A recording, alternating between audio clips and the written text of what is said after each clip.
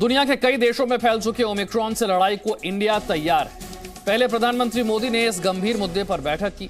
केंद्र सरकार की ओर से एडवाइजरी के बाद राज्य सरकारों ने विदेशों से आने वाले लोगों की निगरानी को बढ़ा दिया। चुनौती भी यही है कि कहीं से भी इस ओमिक्रॉन संक्रमित व्यक्ति जांच और निगरानी से बच ना पाए।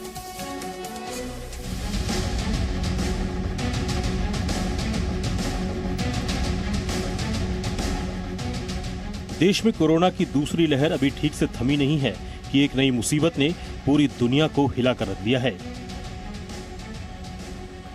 दक्षिण अफ्रीका से फैला कोरोना का ओमिक्रॉन वेरिएंट अब तक कहां-कहां पहुंच चुका है और कितने लोग इसकी चपेट में आ चुके हैं, ये जानना, समझना और आंकना आज सबसे बड़ी चुनौती है।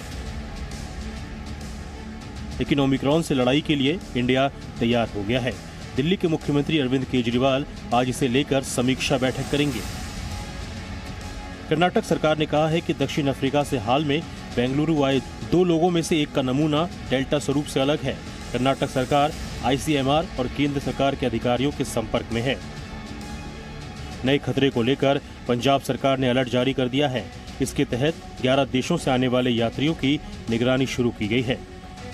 महाराष्ट्र सरकार तकरीबन 1000 लोगों की तलाश में जुटी है, जो पिछले 10 दिनों में दक्षिण अफ्रीका से मुंबई लौटे हैं। महाराष्ट्र के डोंबिवली में जो कोरोना संक्रमित व्यक्ति दक्षिण अफ्रीका से लौटा है, उसकी रिपोर्ट 1 हफ्ते में आएगी। 11 देशों से पंजाब लौटकर आने वाले यात्रियों को टेस्ट रिपोर्ट नेगेटिव आने पर भी 7 दिन क्वारंटीन रहना होगा। चंडीगढ़ में एक मकान को कंटामिनेटेड जोन बनाया गया है। इस परिवार के सभी सदस्य कोरोना पॉजिटिव पाए गए हैं। चिंता की बात यह है कि इस परिवार का एक सदस्य पिछले हफ्ते साउथ अफ्रीका से चंडीगढ़ पहुंचा था। उत्तर प्रदेश में बाहर से आए यात्रियों का आरटीपीसीआर टेस्ट अनिवार्य कर दिया गया है। मथुरा में 3 दिनों में 4 विदेशी कोरोना पॉजिटिव मिले हैं। ये लोग जहां ठहरे थे, उस बिल्डिंग को कंटेनमेंट जोन घोषित कर दिया गया है। उत्तराखंड में कोरोना के बढ़ते मामलों के बीच सीएम पुष्कर सिंह धामी ने कोविड-19 की समीक्षा की। गोवा में भी हालात की समीक्षा बैठक की जा चुकी है। कोरोना के खिलाफ लड़ाई कर रही एजेंसियों के लिए राहत की बात यही है कि अभी तक भारत में कोरोना वायरस के नए ओमिक्रॉन वेरिएंट का कोई केस नहीं मिला है। लेकिन मुश्किल यह है कि एट्रिक्स देशों से पता नहीं कितने लोग भारत के किस किस राज्य में घूम रहे हैं और इनमें से कितने ओमिक्रॉन से संक्रमित हैं। ब्यूरो रिपोर्ट, जी मीडिया। विश्व स्वास्थ्य संगठन ने एक बार फिर से ओमिक्रॉन के प्रति दुनिया को सचेत किया है। WHO के अध्यक्ष ने कहा है कि दुनिया को एक बार फिर से एकजुट होने की जरूरत है। The emergence of the highly mutated Omicron variant underlines just how perilous and precarious our situation is. South Africa and Botswana should be thanked for detecting, sequencing, and reporting this variant, not penalized. Indeed, Omicron demonstrates just why the world needs a new accord on pandemics.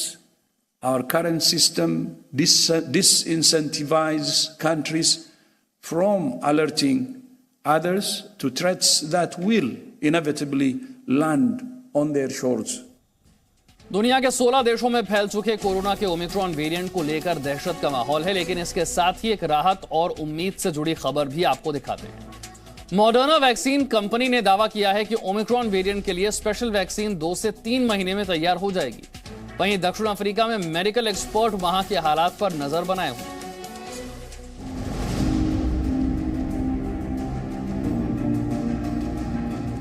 आज की तारीख में जब Omicron दहशत का दूसरा नाम बन गया है, ऐसे में अमेरिका की फार्मा कंपनी मॉडर्ना ने दुनिया को राहत वाली खबर दी है।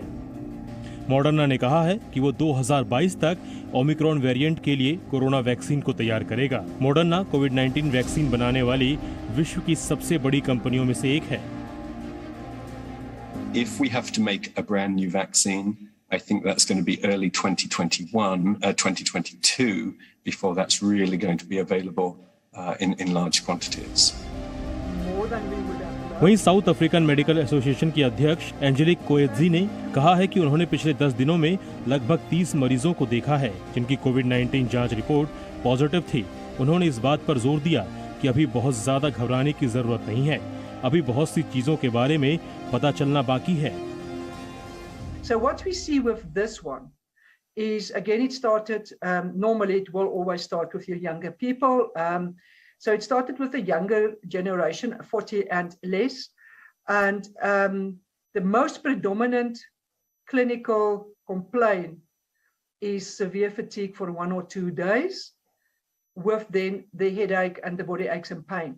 Some of them will have what they call a scratchy throat, and some will have a cough, a dry cough, but it's not a constant cough. It comes and go.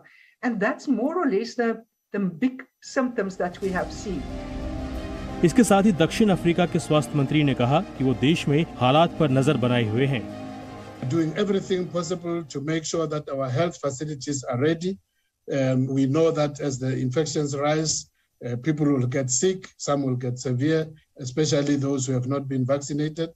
But we know that there will also be incidences where even those who are vaccinated may get ill, and the health facilities should be ready. तमाम आश्वासन और दावों के बावजूद Omicron की दहशत बढ़ती जा रही है, तो इसकी ठोस वजह है.